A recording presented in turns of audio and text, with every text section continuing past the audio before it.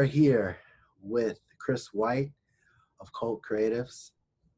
He's had that brand for a while now, since 2015. Yep, 2015. That's right.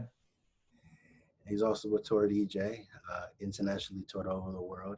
You know, a lot of people know you as Whiiite, of course. Yeah. So nice guy, you doing? I'm good, man. I'm good. Yeah, just enjoying the Southern California sunshine right now, and looking forward to chatting with you, man. Appreciate that. What has the present been for you these days? In COVID land, oddly, so on the agency side and the creative direction side, I think that I know so much of our country is having such a tough time, and so many people that are out of work, and there's a lot of change and big change that's happening. I think for us, for the Cult agency, luckily a lot of our clients, we have great relationships with them, and I think they are really looking to us to help them navigate these waters, and how in terms of creative, just questions around, should they be posting sort of the way that they've been, how do you adapt to, current cultures. And so for us, I think we've become, we've deepened our relationships with a lot of the clients that we've had. And, I think the agency's oddly in a really good spot, which is weird, because we have so many friends and family and sort of colleagues in our space that I know it's been a very tough time. But for us, the agency luckily is in a really great spot, and we're feeling really fulfilled with the stuff that we're doing. Now in your career, you've done a lot. And in your career, I mean, you're doing Cult Creatives, you're a tour DJ, you're, DJed all over the world. Yes. Let's kind of go back.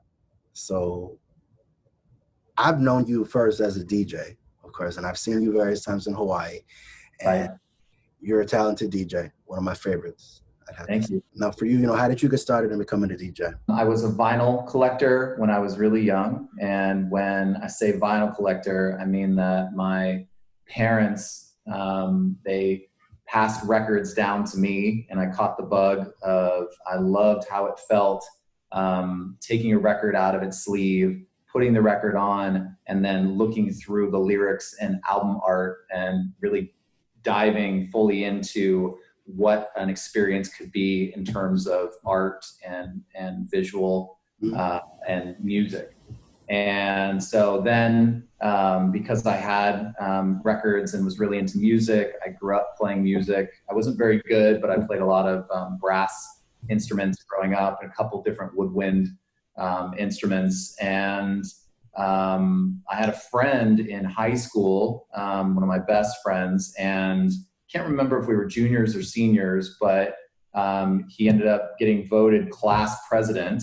And as class president, he was able to call who the talent would be at our school dances, in between basketball game, like half times, after football game events, and basically just made me the school DJ. And, I'd show up with my parents' speakers and a really weak amp, and, some of my records and CDs, and basically play these school dances. And so I think I caught the bug then. Then I put DJing down for, I guess it was like 4 years or so. And I moved from Pennsylvania. So I went to high school in a small town in Pennsylvania called Mechanicsburg, which was a suburb of Harrisburg. It was like 2 hours outside of Philly. And moved to California to study film. I studied film for 4 years. And then at the back end of film school, I'm sitting watching this documentary called Scratch with my girlfriend at the time. And Scratch is an incredible documentary to check out. It has Z-Trip, Qbert, DJ Craze, Clever, like some of the illest turntablists of all time. sort of telling the story of how scratching and turntablism and DJ battling came to be. And watching that documentary, it was like a crazy light bulb that clicked on for me. I went and got turntables the very next day and started DJing again. Immediately fell back in love with DJing and quickly got a manager and an agent and started throwing events in Orange County and Los Angeles. And I think I'm skipping ahead to further parts in the story, but that's basically for me. I think having my friend be the class president, that was a game changer, because I think I was able to get gigs, where it's like that's the hardest part of being a DJ, is trying to get gigs. So I had an in with him, so I knew somebody early on. What do you enjoy about DJing? I know you mentioned before the tour life. I think that is the travel part of it. People, they talk about it, but I don't know if it's talked about enough in the DJ world or in the touring band world. I mean, tour, it's like, there's pros and cons to tour, and it's incredible. And that's really what you're after, is that you just want to play shows and have the feeling of sharing your music and the music that you love with other people and performing. But the travel is rigorous. At least it was for me. I think some people, they kind of fall into it, but I think that when people look at DJs and maybe like, DJ fees, and they're like, oh my gosh, this guy played music for an hour. I can't believe he got paid that amount of money. But a lot of times, they're not factoring in, if you're touring and if you're a heavy touring artist, it really takes a toll on you physically, and it can take a toll on you mentally. And, but the travel and the tour component of it is tough. But for me, every other element outside of that, I loved with DJing. It's like, we were talking about it before, that it's like, I feel like it's like you're giving someone a gift, and it's somebody that you really, really care about, and you really want to get that gift right for them. And you want that gift to be thoughtful and, use all of your creative energy like towards creating this gift, because you really want this person to like it. And that's how I felt, night after night, putting together these sets for people and thinking like, oh, I wonder how people in Boise, Idaho, like what they would want to hear. Or, I wonder what people in, Winnipeg, Canada, like, what are they going to want to hear? And, it's a bit of like, what would make them really happy and make memories for them. And then also me as an artist being able to be expressive, with what I'm trying to say, and bringing some new sounds to different places. So, man, minus the rigorous travel, I loved every single part of the DJ game, all of it. You mentioned the tour life, of course. You've been able to tour all over the world, including with Steve Aoki, Major Lazer, Skrillez, Dada Life. I mean, the list goes on. Those must have been amazing experiences too. Yeah. I think those experiences, I mean, that's really what you're chasing. That's what you're after, is, you're kind of creating these memories of, performing. And for me, what's crazy is that, like, my memories, I have just as many memories of playing to 50 people as I do playing to 3,000 people or 20,000 people. That it's, kind of just depends on where you are sort of in the cycle. But getting to play alongside those particular acts that you mentioned, I mean, I cherish those memories so much, because for me, like, I'm a fan. So like, I love music, and, somebody like Skrillez, it's like, even being in the room with him while he's producing a record, it's like being in the room while like Basquiat is painting.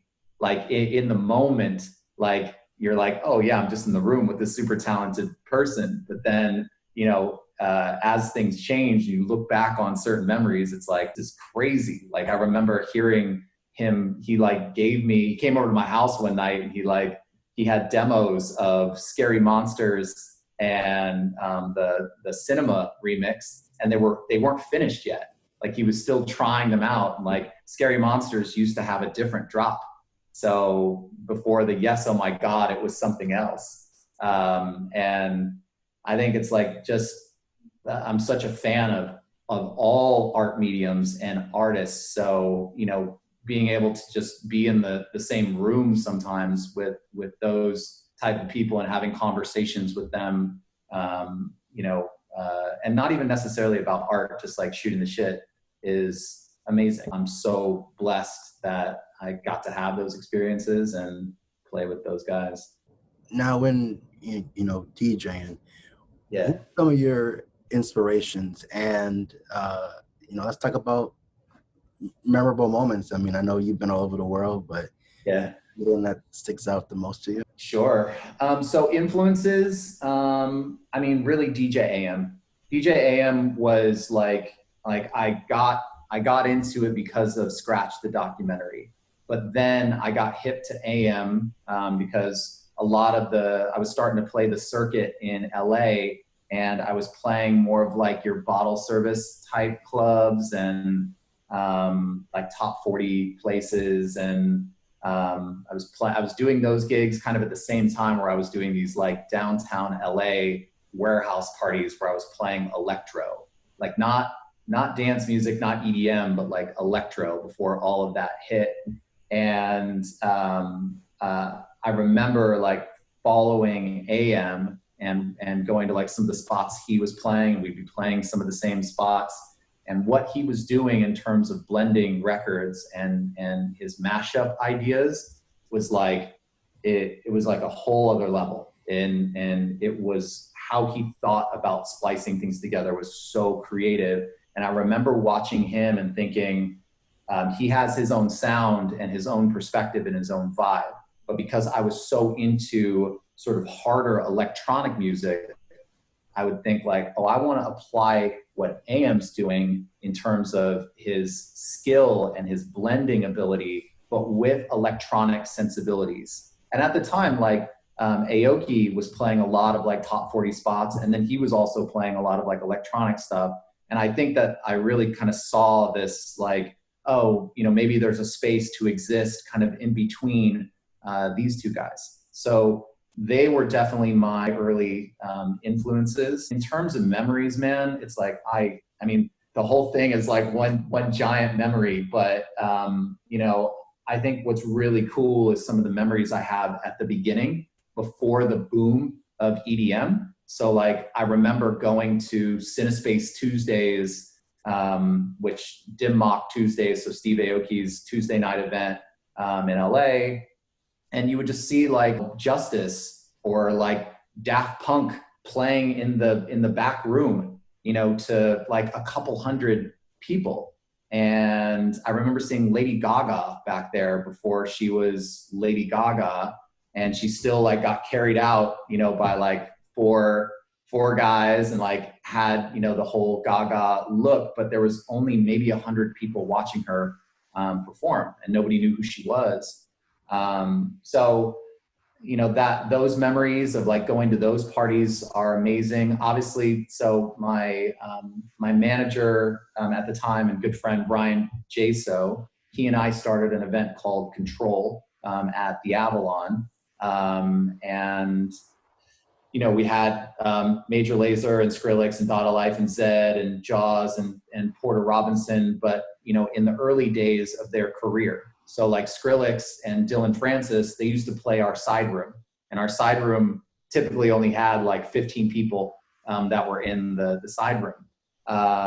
But I think that those memories of kind of watching this scene kind of, you know, it's like a budding flower, and then watching all these guys that I was just such a huge fan of. One, I loved them as people, but I also just thought they were incredible artists. Watching their careers become what they became, you know, watching Skrillez or Dylan go from playing the 15-person side room to opening the main stage, to then closing the main stage, to then headlining the main stage, then off to like play festivals and then crazy touring.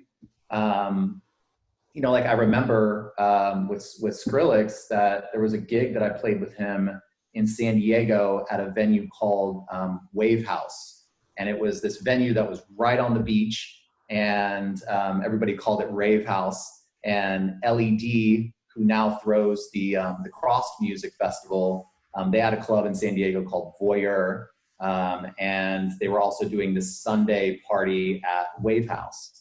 And so it's me, Skrillez, and maybe Peace Treaty was playing the show. But I remember there were so many people on the beach wanting to see Skrillez that it was like there was people inside the venue, then there was thousands of people that were just on the boardwalk of the beach. And I remember doing an interview like after I got off opening for Skrill, and they were asking me about him, and I was like, yo, this dude's like the guy.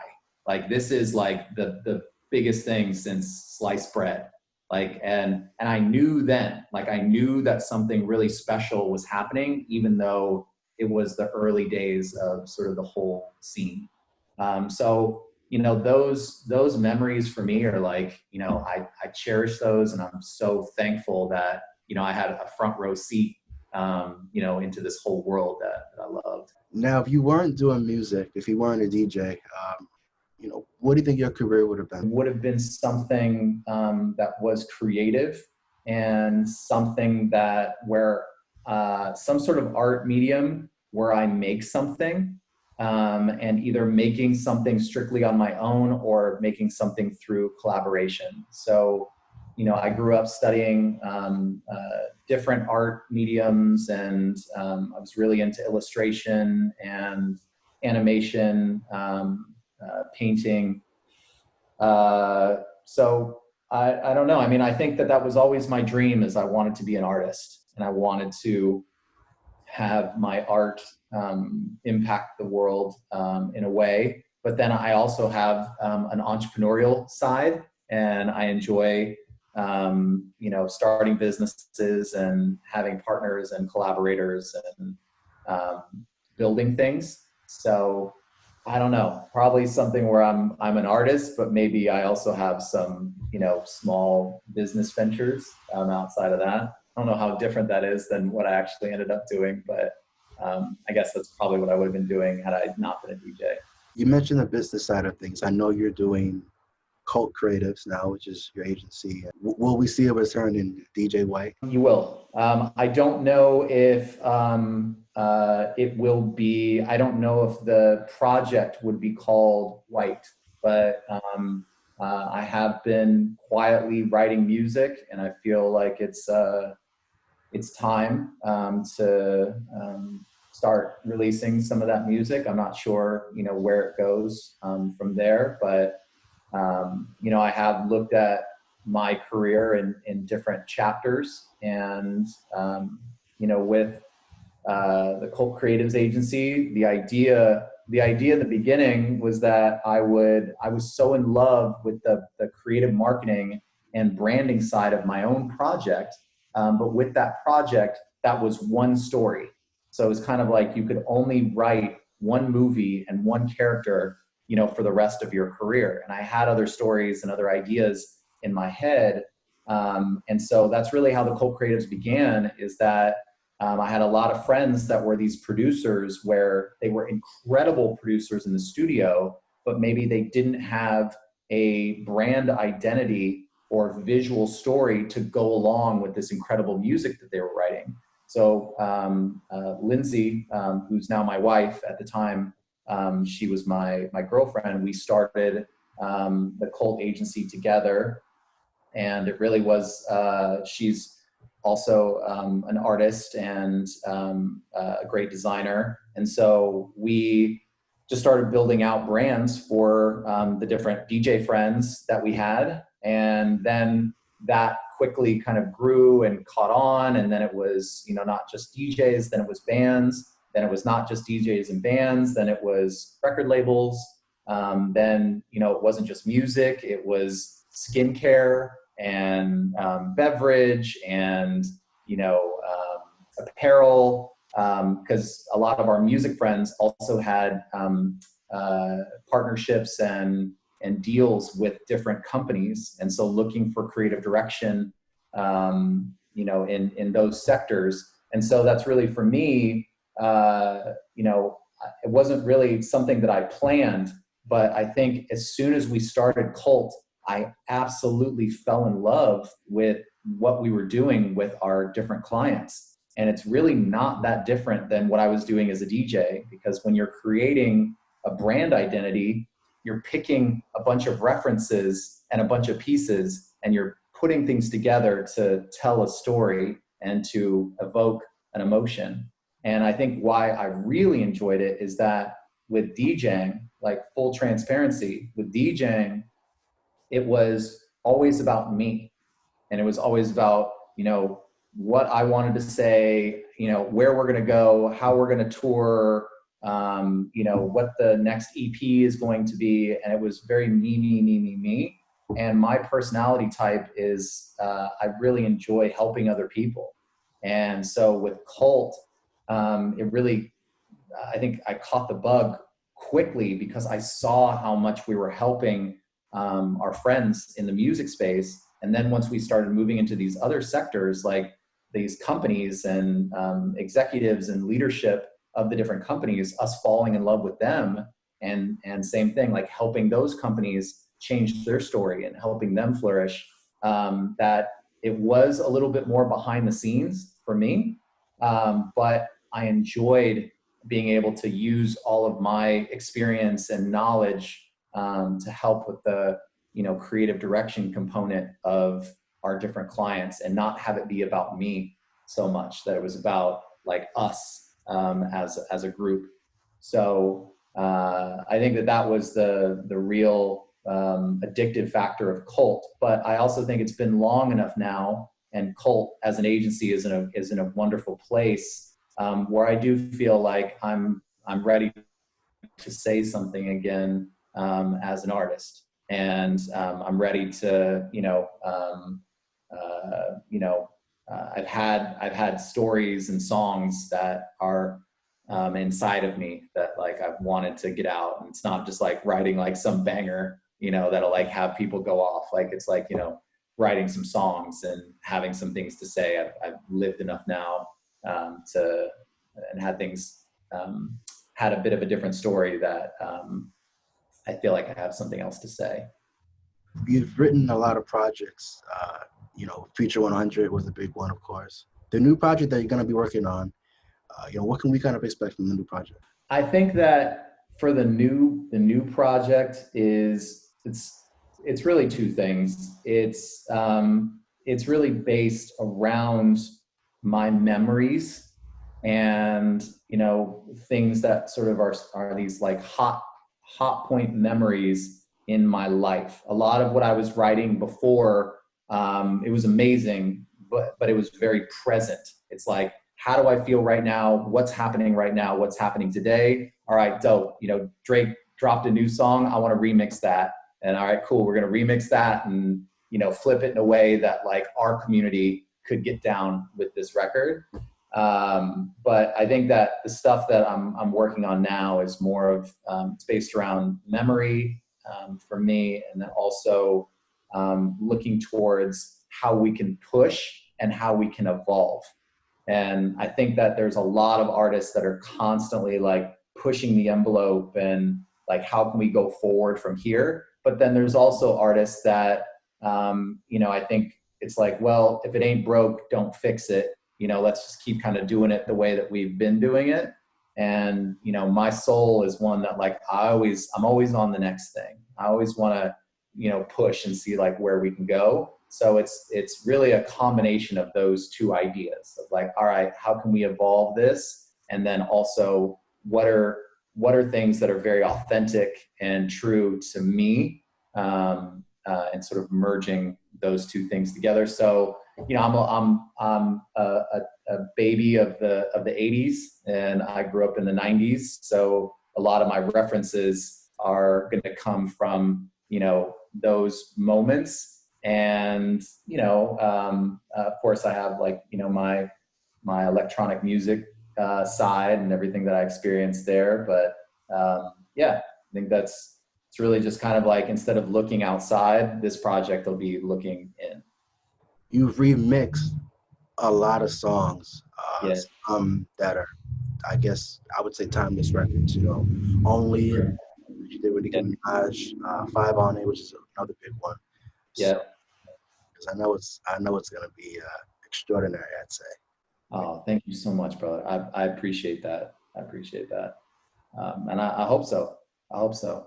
It'll be me. So, people like it or they don't like it. This one will be me. So, We've mentioned the present goals that you're doing right now. What are your future goals, and as far as like a legacy that you want to get back? you know, uh,